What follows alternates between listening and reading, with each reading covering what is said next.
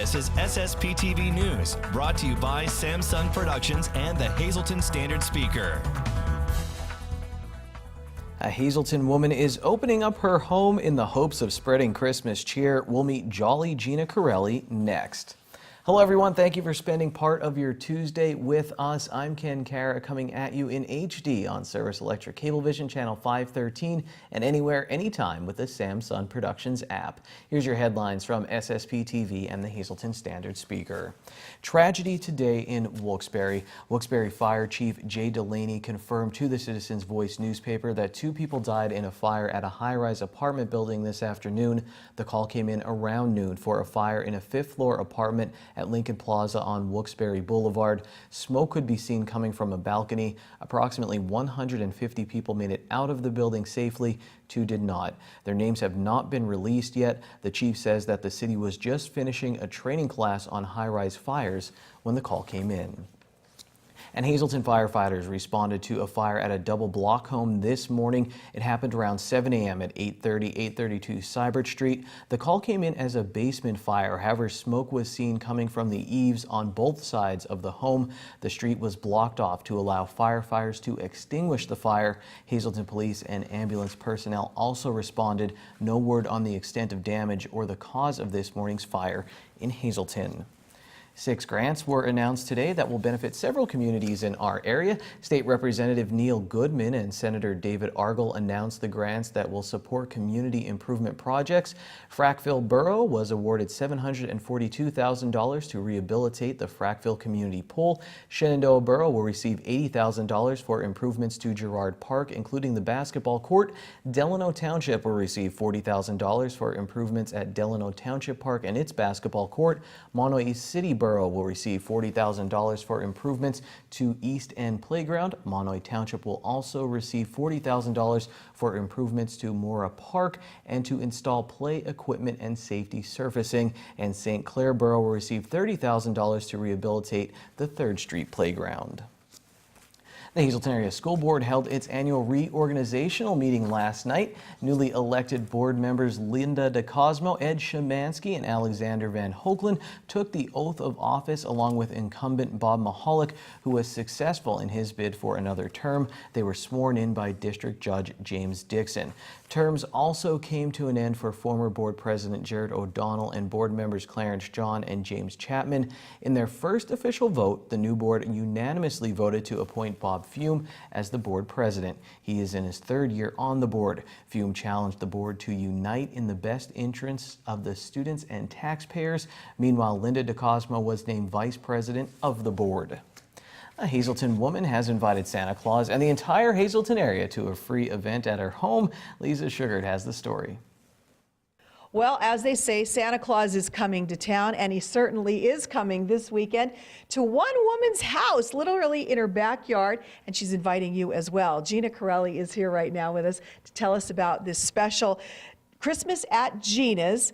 And if she looks familiar to you, that's because she owns Sister's Restaurant in Hazleton, one of the owners. Thank you so much for being here. Thank you for having me. You're used to dealing with the public on a regular basis, and now you're inviting them to your backyard. Absolutely. Everybody's welcomed. Everybody's welcome to come.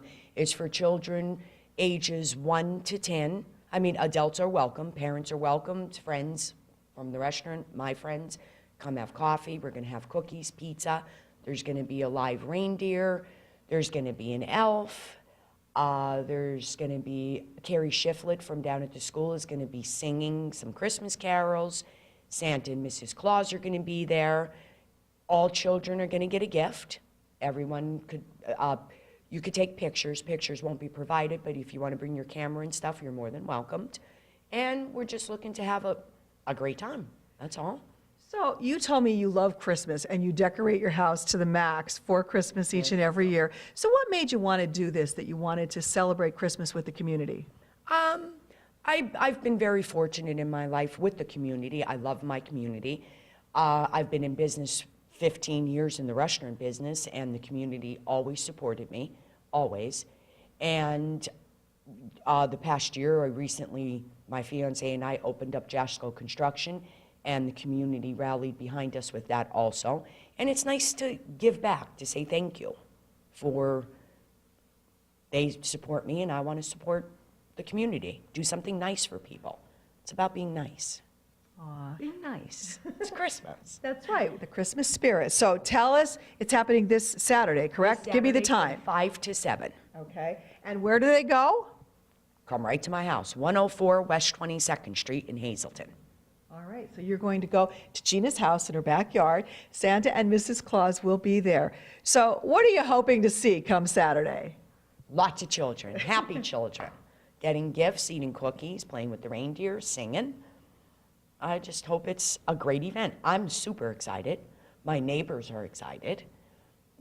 It's something nice for everybody to get into the holiday spirit and do something nice together. And we must stress too, this is free. You're doing this for free. You want the yes, people to come, yes. I don't bring their expect cameras, nothing. get a picture with Santa, have some fun. Absolutely. Yes, it's all free. Everything's free. We're just not providing the pictures. You have to bring your own camera, but everything else is free. We understand that it's very expensive to do these things, to get the pictures taken with Santa and that, so that's the reason why I'm doing it. There's no cost for anything. All right, so this is going to be a fun, free event taking place this Saturday, 5 to 7 at Gina Corelli's house. It is 104 West 22nd Street in Hazleton. Congratulations for coming up with this great idea, giving back to the community. I hope you have a superb turnout, and we definitely have to see the photos and everything of what it's going to be like. Thank you very much. Thank you. And Merry Christmas. Merry Christmas to you. And that's a Christmas party. Thank you, Lisa. Well, tonight marks the second of our 13 Days of Christmas giveaway, brought to you by SSPTV, the Laurel Mall, and the Hazleton Standard Speaker. For each of the 13 days, one lucky winner will be drawn from among the many entries dropped off at the Laurel Mall. And now here's what tonight's winner will receive.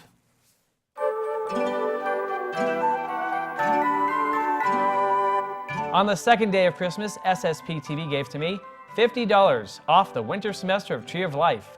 Music Together, plus a songbook with CDs and plush toy and a musical instrument. We'll also throw in that sweet sweater Sam Lassand Jr. is wearing. Kidding, I think that's his. You can't have it. And our winner tonight is Anella M. Sarah of Sugarloaf. Congratulations, Anella, and thank you for registering. We'll be in touch. Stay tuned each night for many more great prizes as we celebrate SSPTV's 13 Days of Christmas. Once a year, you have the chance to skate on the ice used by the Wilkes-Barre Scranton Penguins, and that one day is this Thursday. Mohegan Sun Arena at Casey Plaza will open its doors for the annual public skate this Thursday from 6 p.m. until 8 p.m. It is the annual Toys for Tots Open Skate presented by Tots. Anyone bringing a new on-wrap toy or making a $5 contribution to Toys for Tots is permitted to participate. Everyone in attendance will have the opportunity to win some great prizes, including tickets to select Mohegan Sun events. You must bring your own skates. A limited number of rentals will be available at the Toyota Sportsplex in Wilkes-Barre. For information, visit MoheganSunArenaPA.com. And attention all ladies, this Thursday marks the second annual Holiday Delight Ladies Night. It all takes place this Thursday from 6 until 9 p.m. at Edgewood by Sand Springs in Drums. Admission is free and there will be complimentary hors d'oeuvres, a cash bar, and lots of shopping. Proceeds benefit SAFE, which stands for Supporting Autism and Families Everywhere. Music connects people. That's the focus of the latest episode of Music on the Menu, seen here on SSPTV. Our Janine Mazurkevich was happy to host Music on the Menu with Alan K. Stout, as Alan is celebrating his 25th year doing his radio show. Guests for this special episode include the talented Brett Alexander, formerly from the Badleys, and songwriter Eddie Upnell. It's a musical treat you don't want to miss. The show is recorded during the live Music on the Menu show in 105 The River studio in Mohegan Sun, Pocono. 105 The River is owned by Bold Gold Media. Don't miss the TV version of Music on the Menu tonight at 8 p.m. on SSPTV, or watch it anytime, anywhere with our free Samsung Productions app or at ssptv.com. Still to come, we kick off a delicious new segment at Frankies Pizzeria and Restaurant in Hazleton. And in sports, motorsport journalist Dino Alberto is back in the driver's seat to take a look back at the national racing scene in 2017. This is SSPTV News, your place for 24 hours of your hometown news and information.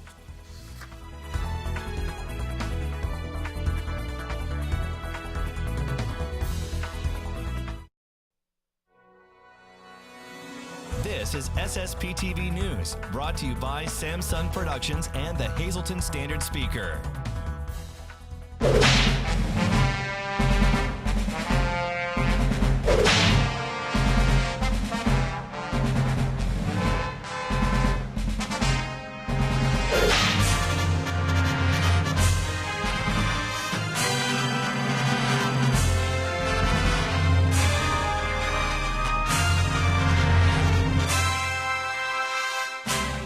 There's a mystery about oak trees.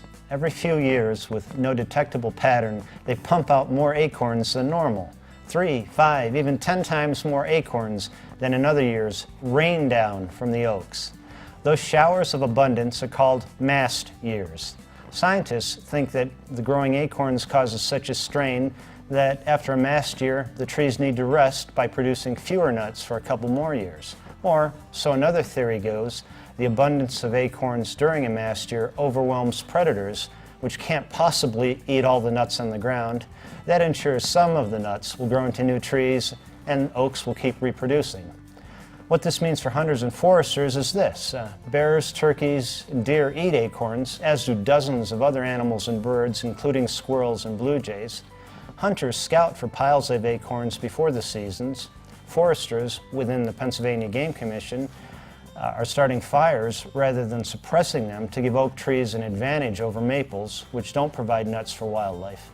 In most years, one species of oak is masting. Mark Abrams, a professor of forest ecology and physiology at Penn State University, said in reply to an email that I sent. Abrams and Michael Scheibel of the Nature Conservancy charted mast years on New York's Shelter Island, looking at red, white, black, scarlet, and chestnut oaks, as well as hickory trees. Abrams and Scheibel also found a species such as white oak might have a mast year in some forests on the island, but not in others. During a mast year, nut production, they found, increased threefold to tenfold, and they added that eastern oaks typically have 1 or 2 mast years every 5 years.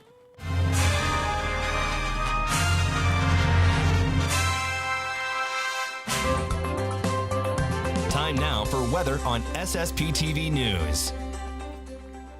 It's going to get colder in our area, but the sun will be out for the next few days. Let's check out the forecast now from the National Weather Service. Tonight, though, expect rain before 11 p.m., then a chance of showers between 11 p.m. and 1 a.m. We'll have a low of 31 degrees, and it will be breezy with wind gusts from 16 to 21 miles per hour. And then on Wednesday, the sun does come out, mostly sunny, high in the mid-30s. Wednesday night, partly cloudy, low of 25 degrees. Thursday, it'll be sunny with a high near 33, getting ahead of myself. Thursday night, partly cloudy, low of 20 degrees. Friday, partly sunny, high of 32. Friday night, mostly cloudy, low of 21. On Saturday, partly sunny, high of 34. Saturday night, 30% chance of snow, mostly cloudy, low of 21 degrees.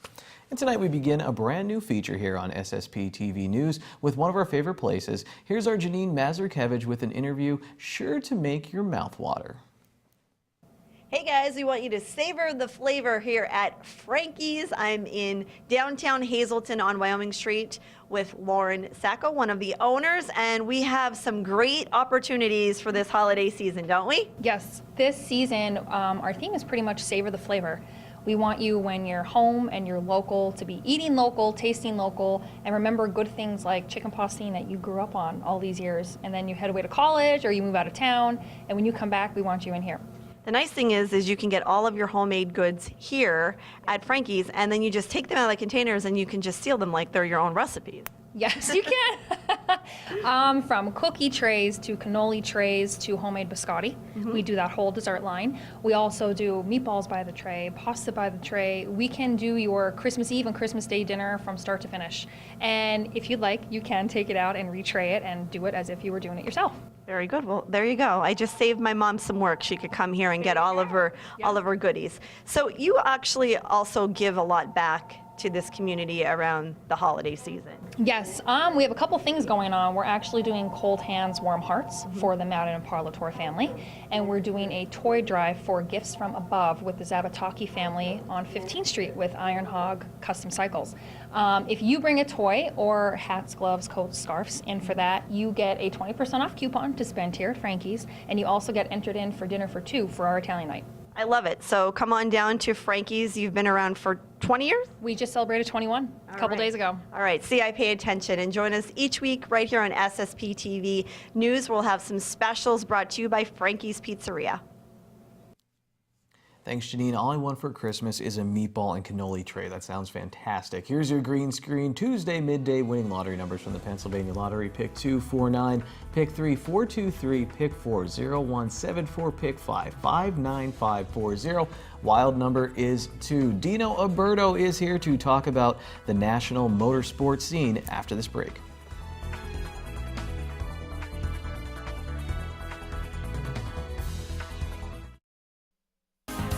Time now for sports on SSPTV News. It's always a good day when Dino Alberto is here, award-winning local motorsport journalist and BFFs with Martin Truex Jr. And you know him, which is nice. I mean, you work so much at the Pocono Raceway, you do get to know some of these guys. But you just so happened to give an award to him earlier this year. He goes on to win the Monster Energy Cup Championship this season, and you even picked him. We're going to go back and check the tape, but you had a good feeling about him this season. Dino, let's talk about him as a driver. What led him to this championship? Well, first of all, that must have been some good mojo going on back at Pocono then. But listen, this guy is the complete package, in my opinion, as a driver. He hit on all cylinders this year. These guys came to the racetrack and they just had everything going their way. It was that kind of a year. And it would almost been to the point where, had he not won the championship, I think it would have been lackluster. Not to take anything away from Kyle Busch or Keselowski or any of the other guys that were in there battling with him, but the way the season went for them, to not see them capture it the way they did at the very end there, I think it just would have not been so dramatic as another driver taking it. So he just did everything so well this year. Everything just went perfectly. Even the bad times, they were able to turn those around and make good finishes out of it, and that's what's really important. Kenny, if you remember, we talked about the stage racing and how these guys worked it this year, and you know it was the first year for that. Martin Truex, I think he took that and he really ran with it, because a lot of his points came through stage racing this year, and that really was substantial in getting him into the championship four. And you know, you were just at his home track recently, so you were kind of in his footsteps where he started out, I believe, and you said it was in New Jersey. Yeah, it was at Wall Stadium for the annual Turkey Derby, and it's an amazing three-day weekend show. I only got down there for one, for the Saturday when they ran the modifieds and several other divisions, but Martin Truex and his family, his father, his younger brother, and basically all of his cousins and that have all come through the ranks there at Wall Stadium. It's a third-mile, high-banked asphalt track. It's very similar to what Evergreen looks like, and the same kind of cars that run there, but that's where he cut his teeth in racing, and it was so cool to see that somebody somewhat local, who has raced up in this region before, was able to make it into the big leagues. As a matter of fact, on the stage at Miami, when he won the championship, he made it a point to throw a shout out to all the folks back home at Wall Stadium, where it all started for him, and that all of us heard that, and we were all pretty touched by it. And one of the other things, so Dale Earnhardt Jr., so retiring from full-time racing, and you know he's a fan favorite. So what's going on there? Funny thing about drivers, you never say never when it comes to retirement. This is a bug that you just don't seem to get out of your system. Dale's going to be in the booth, as you well know. He's leaving the cockpit, going into the announcer's booth to be working with television. He's going to be a great addition to that. He won, I think, the most popular driver contest for like somewhere like the 14th or 15th. 15, because I looked that up and couldn't believe that. Yeah. And so, like, NASCAR depends on somebody like a Dale Earnhardt Jr. And oddly enough, here's a guy that won nowhere near what his father won, or some of these other drivers who are out there right now, but his popularity just soared because of the kind of person that he is, and just his outgoingness to go with the fans and what he does. And you know, as a junior myself, my father passed away when I was younger. It's hard, I don't want to say living in someone's shadow sometimes, but a lot of people liked my father and that. But when you look at Dale too, kind of the same thing. How did he distinguish himself, both like on the track and kind of as a person, as a driver? Well, first of all, your father was a cool guy. I remember him well. And for Dale himself, you have to realize something. he had to follow in the footsteps of probably the single most famous race car driver to come down the pike in a long, long time. So he had that pressure on him all the time. And then to live through what his father, how he passed away through the terrible accident back in 1991, I guess it was, at Daytona, or excuse me, 2001, and then to come back later that year, win at the very same track, and try to do the same type of things that he did. I think he always had that thing in the back of his mind, I got to win that championship, and that pressure was always there. And then unfortunately, later on in his career, which led him to this retirement, was the concussion. And it's not just him that had to suffer through that. There's quite a few drivers that have gone through that, and we just don't realize it. Nationally, what else do you look back on this year when we're not looking at NASCAR, maybe? First of all, IndyCar at Pocono this year was probably the single best big car race that I've seen all year. And I'm not saying that for the fact that I work there and I get to be there on a regular basis, but there was somewhere in the neighborhood of close to 50 lead changes, and quite constantly, lap after lap, at one portion of that race. The ABC Supply 500, I think, stands as one of the best races throughout the season, bar none on that deal, and thankfully they are coming back for 2018. Racing season's never over, and we'll have Dino Alberto back here in the studio to talk about some local racing very soon here on SSP TV News. Good evening, everyone. Here's today's Talk of the Town. We'll start today's social report with the Walk-In Arts Center in Schuylkill Haven, asking everyone to join them for an evening of holiday and Broadway-style music and fine dining. This event is on Friday, December 15th from 7 to 9 p.m. You must register for this event by December 8th. The Holy Rosary Parish in Hazleton will be hosting a free community luncheon on Saturday, December 9th from 11 a.m. until 12 noon in the community room of the church located in the lower level. If you have any questions, you can contact Carolyn Szymanski at the number on your screen. And St. Michael's Ukrainian Church will be having a Holupki and Holushki sale on Saturday, December 9th from 12 noon until 3 p.m. If you would like to make an order, you can call the number on your screen. And that's today's Talk of the Town. SSP TV News would like to send our sincere condolences to the family and friends of these recently departed. Jeffrey R. Kunkel of Weatherly. Funeral will be Thursday at 10 a.m. at the Philip J. Jeffries Funeral Home in Weatherly. Friends may call Wednesday from 6 to 8 p.m. and Thursday from 9 to 10 a.m. at the funeral home. Timothy J. Lash of Fern Glen. Funeral is Saturday at 11 a.m. at the Philip J. Jeffries Funeral Home in Weatherly. Friends may call Saturday from 9:30 to 11 a.m. at the funeral home. George J. Pettit of Hazel Township. The Frank J. Bonin Funeral Home in Hazleton will announce the arrangements. And Paul Stubbs of Upper Lehigh. The McHugh Wilczek Funeral Home in Freeland will announce the arrangements. Attention pay-per-view subscribers, if you see your name now on SSP TV News, you can call in and win a free movie from Service Electric Cablevision. Today's winner is Curtis Link of Barnesville. Call now and leave a message at 570-455-7267 extension 104 for your free movie. So Penn State's Saquon Barkley was not named a Heisman finalist. As you can imagine, I was not very happy about this. In fact, I was so upset I needed to call in backup for tomorrow's edition of Dave Day with Dave Seaman, Standard Speaker sports editor. We'll bring in John Eric Poli, a Notre Dame fan, to get his take on everything. A lot more to come your way this week, including the 13 days of Christmas as our giveaway continues. Make sure you're watching each and every day. We'll see you tomorrow. More fun then. Take it easy, everyone. Watch us online anytime at ssptv.com and follow us on Facebook and Twitter.